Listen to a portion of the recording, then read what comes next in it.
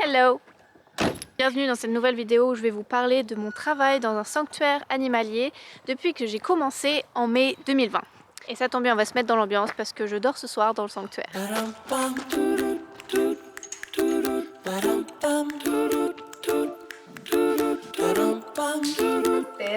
Avant de vous raconter mon travail ici, on va faire un petit point sur qu'est-ce que Potoro Palace pour que vous sachiez un peu de quoi on parle ici. Je vous emmène. Fermez la porte quand même.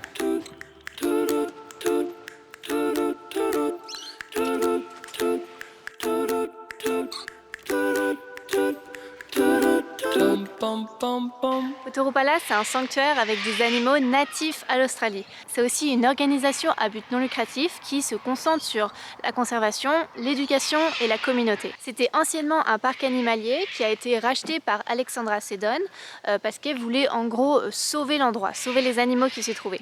Il y a un film sur elle qui retrace un peu tous les projets qu'elle a eus dans cette région. C'est super intéressant, ça s'appelle Being a Change et je vous mets les liens dans la description si ça vous intéresse. Les cocotiers qui font du bruit. En fait, son idée, c'est de créer un lieu de refuge, un lieu d'asile, un endroit protégé pour les animaux qui ne peuvent plus vivre dans la nature, mais aussi pour les animaux en voie d'extinction. Du coup, dans le sanctuaire, tu peux trouver différents types d'animaux, comme par exemple les kangourous. Les kangourous étaient déjà présents avant qu'elle rachète l'endroit. Du coup, c'est des animaux assez vieux. Mais il y a aussi des animaux qui ont des problèmes physiques, des problèmes mentaux, des oiseaux qui ne peuvent plus voler. On a aussi des animaux comme Blossom qui ont été élevés par l'homme parce qu'ils ont perdu leurs parents et n'ont pas pu être relâchés dans la nature pour diverses raisons. Elle veut créer un endroit où les animaux pourraient vivre et se reproduire sans danger, mais aussi un endroit où du coup on pourrait éduquer le public sur les animaux qu'on peut trouver dans nos forêts et les sensibiliser au fait de les protéger et de protéger notre environnement. Bon, ça c'est l'idée, mais après il faut savoir qu'il faut des années et des années pour mettre en place un projet de cette ampleur.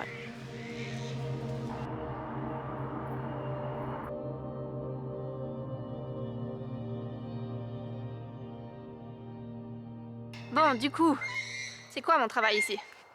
Je vous montre. Déjà, il faut savoir que quand je suis arrivée ici, j'y connaissais absolument rien aux animaux.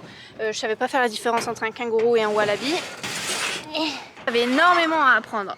Donc là, on va dans la feed shed. Il fait noir, il fait noir, il fait noir, il fait noir. Ah, on est mieux là. Donc là, on est dans la feed shed où il y a... Tout se prépare. On fait à manger, on fait la vaisselle. Voilà, c'est là où il y a les stocks de nourriture. C'est là où il y a beaucoup de choses. Moi, je suis arrivée ici en mai 2020 et c'était un peu un tournant. C'est-à-dire que je suis arrivée après les feux et au début du Covid. Du coup, à Potoro, tout le staff avait changé. La plupart des gens étaient bénévoles et étaient là pour essayer de sauver l'endroit, en gros. Les premiers mois étaient assez intenses parce que déjà, j'étais pas la seule à rien connaître. Il y avait plein d'autres personnes et on était gérés par des personnes qui essayaient de nous dire ce qu'on devait faire, mais on n'était pas énormément et la charge de travail était immense. Je vais vous montrer le travail qu'on devait faire en une journée un peu pour vous donner une idée. Premièrement, on arrive le matin et on va répartir la nourriture préparée la veille dans les différents chariots pour nourrir les animaux. Du coup, ça donne ça. Ça, c'est la nourriture du matin et ça, c'est la nourriture de l'après-midi.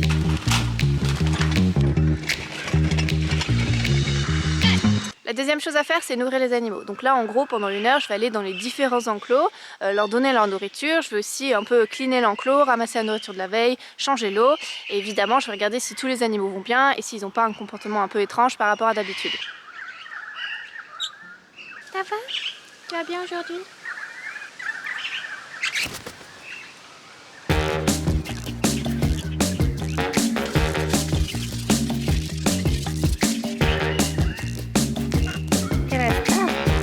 Non.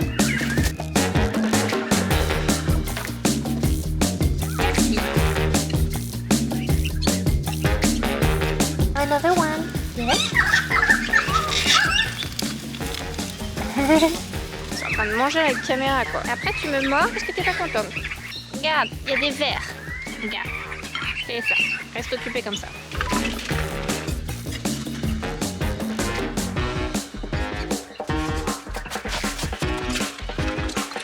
Là, je suis dans l'enclos des wombats et l'idée c'est de ramasser la nourriture, cleaner, changer l'eau et normalement les wombats vont arriver.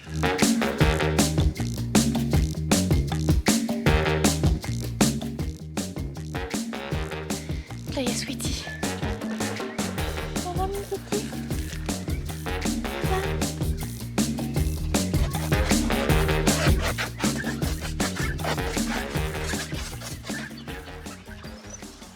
Donc là on est dans l'enclos des rocs wallabies et on a 6 femelles dont 5 ont un joey en poche. Les rocs wallabies on peut les différencier par rapport à leur poitrine, ils ont en gros une sorte de tache blanche qui n'est pas la même en fonction des rocs wallabies. C'est important de savoir qui est qui parce que quand on va voir des joey qui vont courir partout dans l'enclos, c'est important de savoir qui est leur mère, d'où l'importance de les identifier.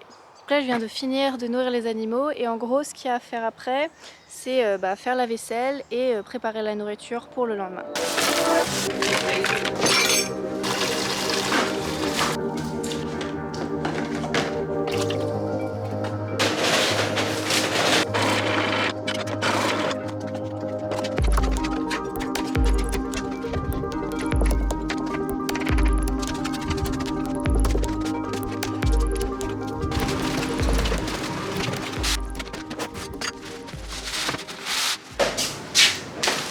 Après dans l'après-midi ce qu'on va faire c'est qu'on va nourrir d'autres animaux.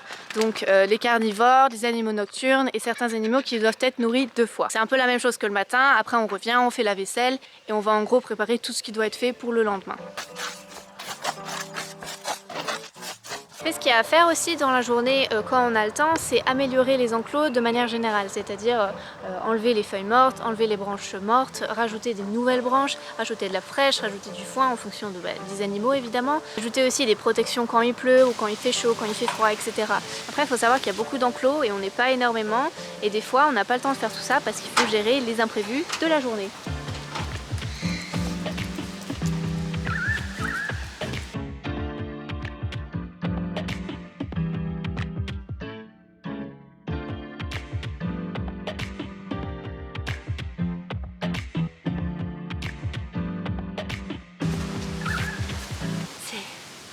Fatigant. Donc ça c'est le travail qui doit être fait chaque jour. Donc après je vous ai montré que mon travail, il y a plein d'autres choses à faire dans le sanctuaire bien évidemment. Mais le truc qu'il faut comprendre c'est qu'au début, comme on était très peu et qu'on avait beaucoup de choses à apprendre, on s'est très vite retrouvé surchargé par le travail et on avait plein de projets pour améliorer l'endroit mais on n'avait pas du tout le temps de les faire ces projets. Et c'était un problème. Après plusieurs mois, on a commencé à se regrouper après le travail pour mettre en place des projets d'action qui permettraient d'améliorer l'endroit dans le futur. En gros, on s'est posé 2 secondes, on s'est demandé qu'est-ce qu'on veut, où c'est qu'on veut aller et comment on fait pour y aller. Je rentre. Bon, déjà, il faut savoir qu'un des premiers projets, c'est d'améliorer la qualité de vie des animaux déjà présents dans le sanctuaire. Et après ça, ce qu'on voulait, c'est avoir un impact positif sur la biodiversité en général ici dans la région. Donc par exemple, avoir plus d'espèces en voie d'extinction qui se reproduisent ici et qu'on envoie après dans des endroits qui sont habilités à les relâcher. Un des autres projets, c'est de vraiment créer des activités, des workshops pour le public, pour vraiment les éduquer, les sensibiliser sur l'importance de protéger les espèces et l'environnement. Bref, on avait plein de projets en tête, c'était pas le problème. Le problème, c'est qu'on n'avait pas du tout le temps de les faire, ces projets. Donc, on s'est dit qu'avant de faire tout ça, fallait d'abord nous libérer du temps. Et pour nous libérer du temps, déjà, on a un peu revu tous les plannings pour savoir comment réagencer la journée. Mais aussi, on a décidé d'avoir moins d'animaux dans le sanctuaire. Et d'avoir moins d'animaux, du coup, nous permettait d'avoir plus de temps, mais aussi d'améliorer la qualité de vie des animaux présents déjà dans le sanctuaire. Je vais manger par les moustiques ici. Je vais à l'intérieur. Donc j'en étais où? Voilà, du coup pendant plusieurs mois on a envoyé certains de nos animaux dans d'autres endroits, dans d'autres sanctuaires ou même dans des endroits où ils pouvaient être relâchés. Donc là on en est à un point où on a plus de temps, mais la réalité nous a rattrapés et les problèmes financiers du sanctuaire sont devenus tellement importants que tous les beaux projets qu'on avait sont un peu tombés à l'eau quoi. L'argent est un problème dans ce monde. Là l'idée c'est d'essayer de trouver des financements, d'avoir plus de dons réguliers, avoir un peu plus d'aide, peut-être du gouvernement, enfin on essaie de trouver des astuces pour avoir un peu d'argent parce qu'en fait là pour l'instant ce qu'on peut faire c'est juste survivre. Je sais pas qui regardera cette vidéo, mais si vous avez envie d'aider, je vous mets le lien en description. Mais évidemment, pas de pression et prenez soin de vous avant tout. Si vous avez des questions, n'hésitez pas à les mettre en commentaire et à liker si vous avez aimé. C'est bientôt la nuit, du coup je vais aller dans le sanctuaire pour voir les animaux la nuit. Et ça, je vous emmènerai avec moi dans une autre vidéo. Je vous laisse et je vous fais des bisous. Bye!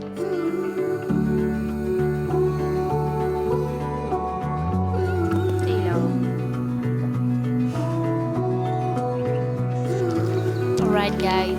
Can you give me my key back?